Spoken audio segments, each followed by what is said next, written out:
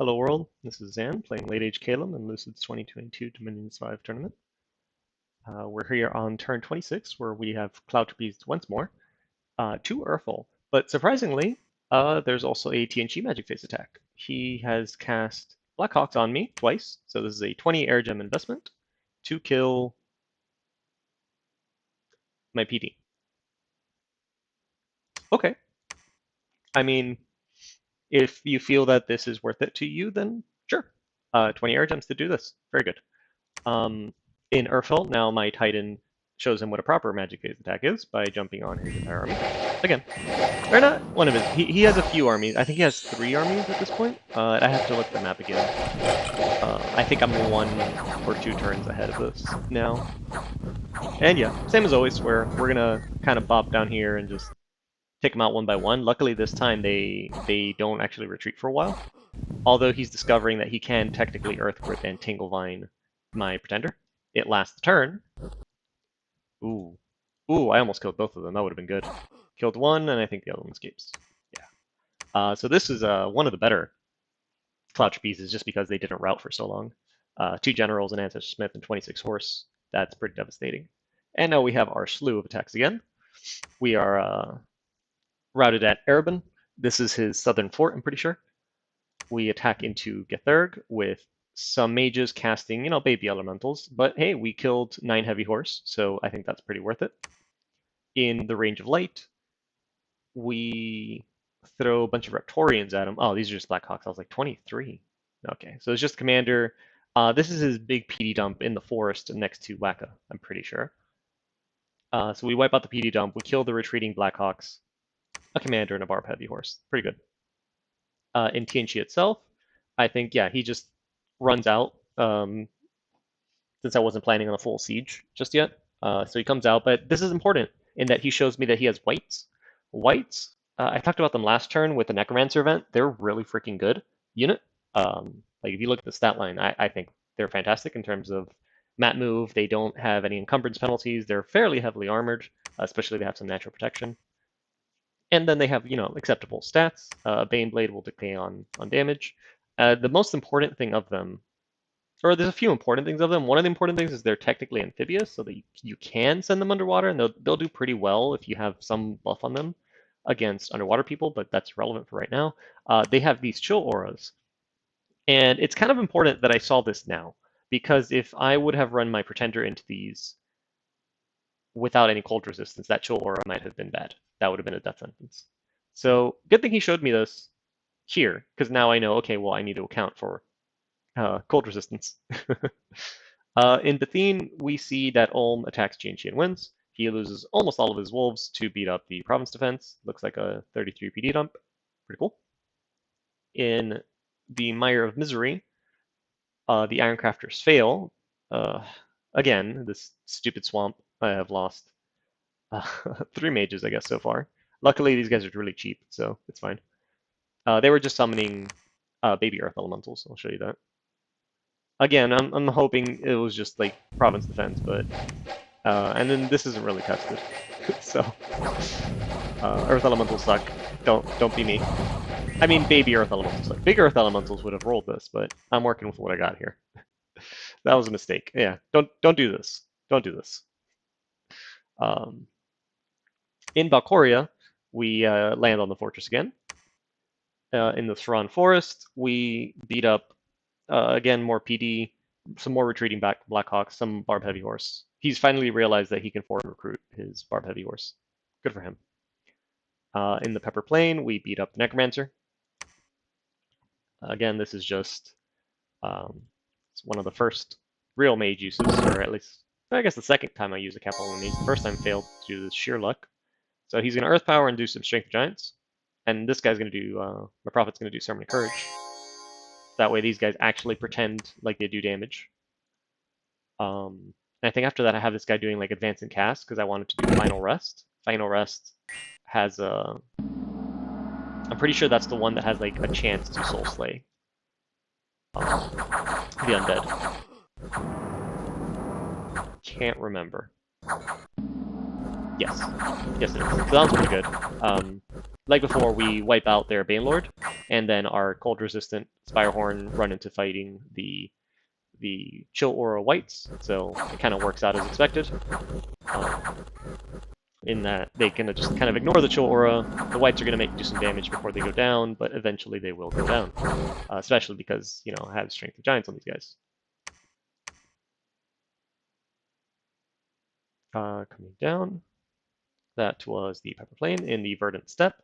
This is him getting on top of my fort with his 61 troops, so that should be about 60-something siege strength, which is not enough to break through the fort defenders. And I think I recruited like a handful of militia, just to add a little bit more of a chop, and the stealthy flyers I have in there.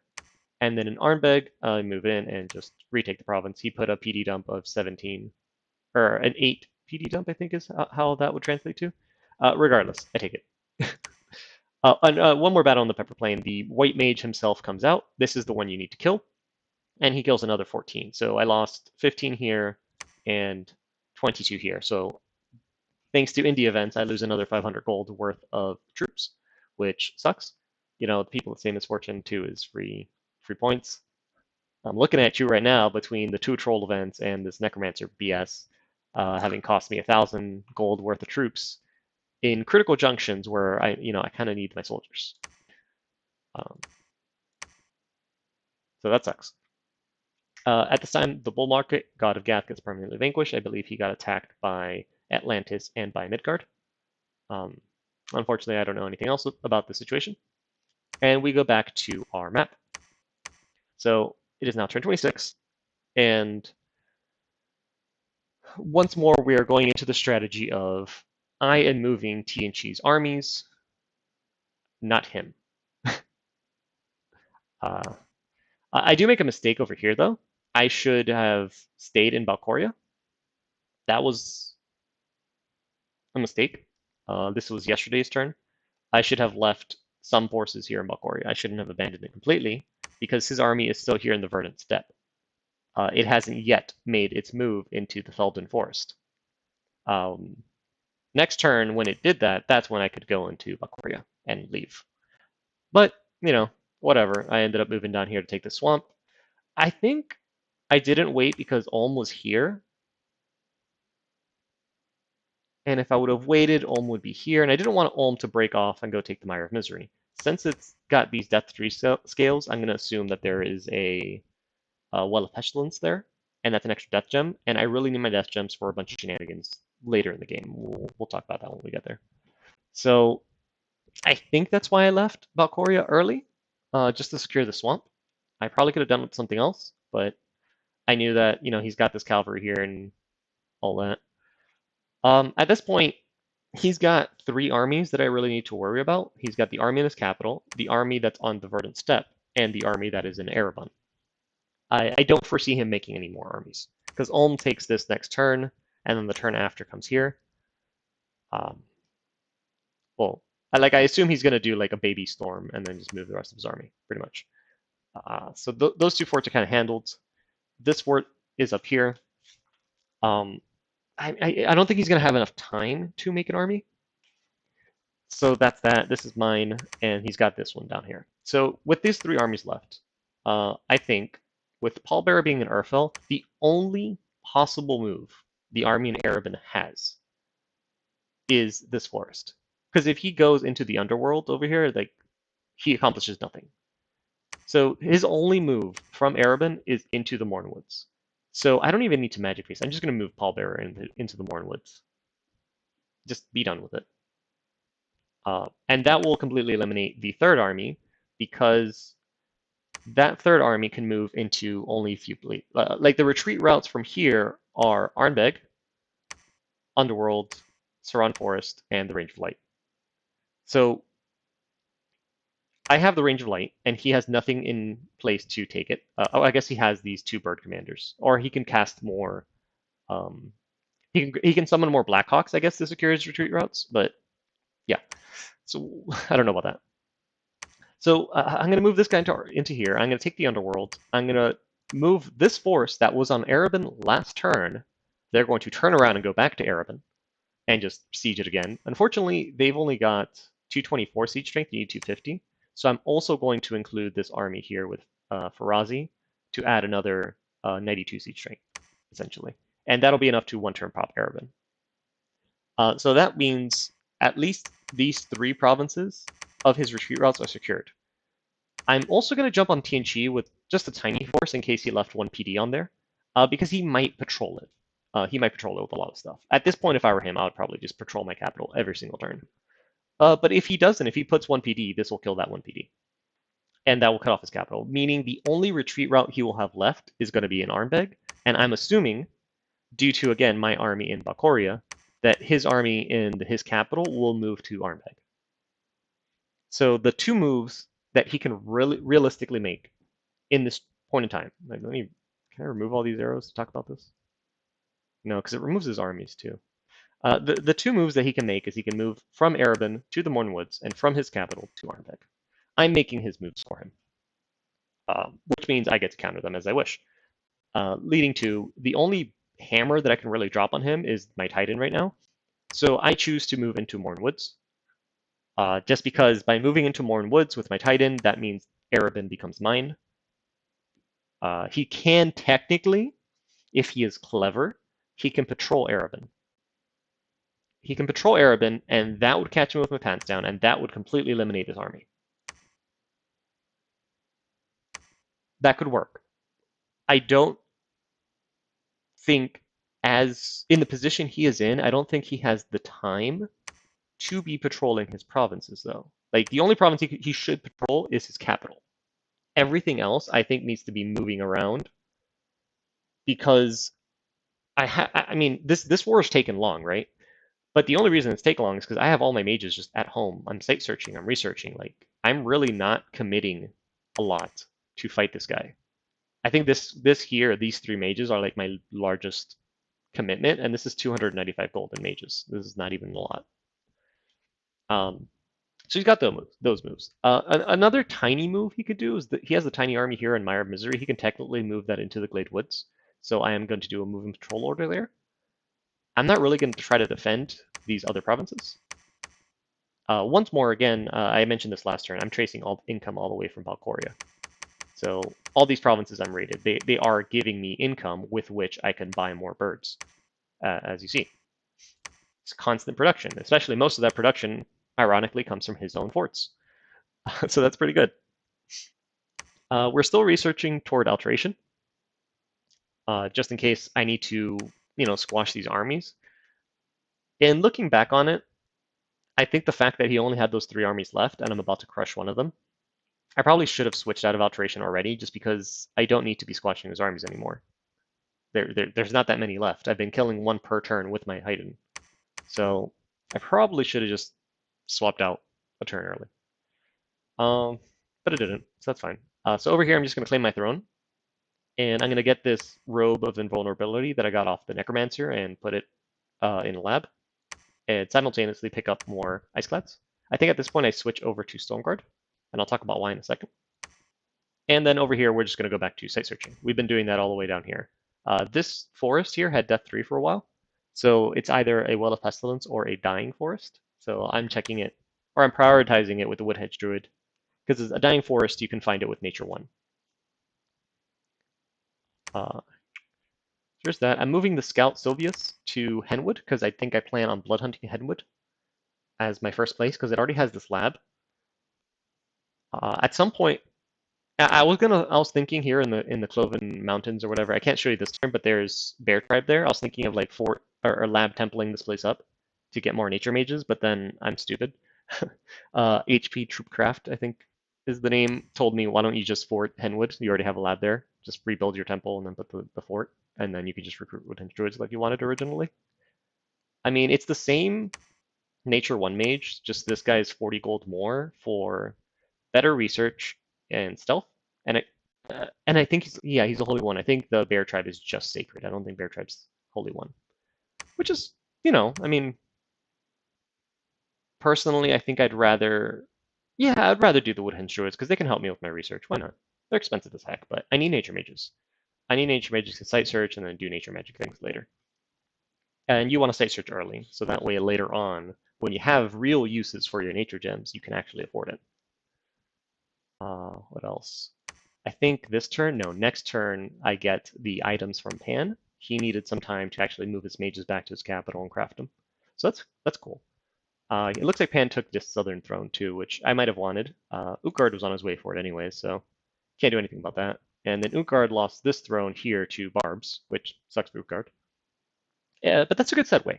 That's a good segue. At this point, I'm getting approached by Pan and Midgard. Midgard is over here. He's one of these. Because they want to attack Utgard. They're worried Utgard took most of Raga under Pan's nose. Like Pan did all the fighting, and then Utgard just kind of took all the territory. So they're both worried about Utgard, and they both want me to attack them. And I figured, you know what? That's probably not a bad idea. That's probably not a bad idea. I figure if I do fight Utgard, I can take this fort, which I don't like it being so close to my capital, just as I'm sure he doesn't like me owning all this territory around his capital either. But if I did fight Utgard, I figured I can take, from 155 Golfalas all the way over here to Halamire at 160, and then up to the Stone Heavens at 178. And that'll get me a good chunk of territory to kind of level out my diagonal expansion into TNG. It'll kind of level it out and then get me another throne and really secure this throne. I mean, this throne still borders Ulm, but Ulm, at least as long as diplomatic agreements are to be believed, we have a kind of cooperation agreement that we're going to do where, not only do I not attack him, like we have a non-aggression pact and stuff, but we're going to actively work together this game. I assume, obviously, this is going to get dropped the moment I try to do like a throne rush or something, or he tries to do a throne rush. I don't know how the game might turn out. I'm only one turn ahead. Um, so we have a sort of like cooperation agreement where in exchange for me, bringing him back into the game, which just in case, because I know some people might not like this, I asked them first, do you want me to bring you back into the game? Because not every player wants to be in that position where you realistically don't have a chance to compete against some of the other players. Like this Ulm here could never catch up to Utgard. There's no way unless Utgard just meets complete disaster after disaster. So I asked him first if he wants me to save him. He said yes, and then we agreed on doing this cooperation agreement kind of deal. Pan wanted to attack Ulm as well, and I told Pan, don't do that.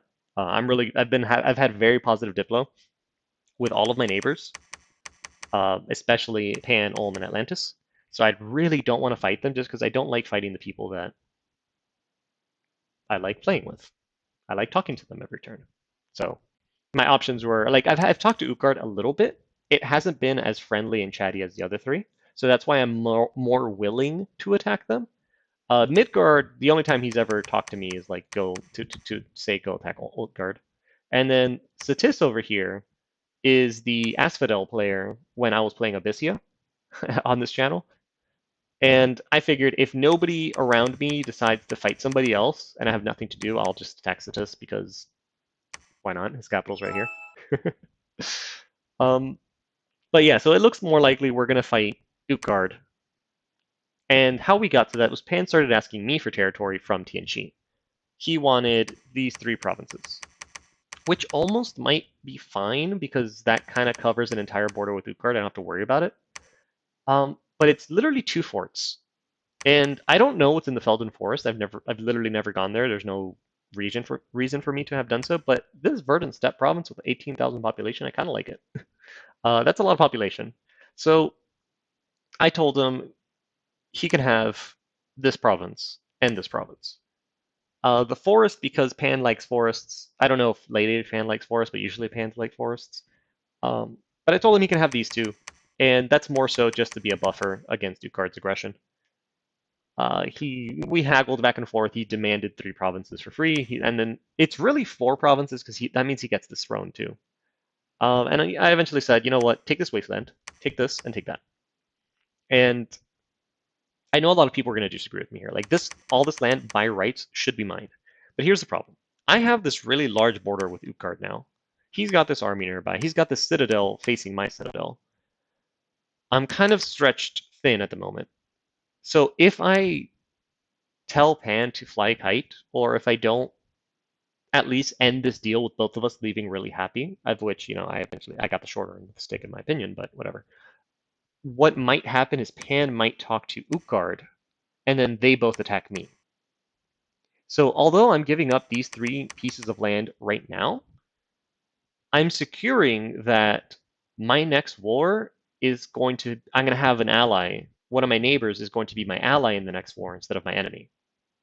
So, and then the benefits of the next war, again, ideally is this slash of land, bare minimum, but I might get more because I don't know, I think I can take land faster than Pan can. Pan can. That's the theory. Midgard also wants to join in on this fun and attack Utgard, and that's kind of okay. The one thing with Midgard that worries me is I really wanted some thrones after eating Tianqi, you know?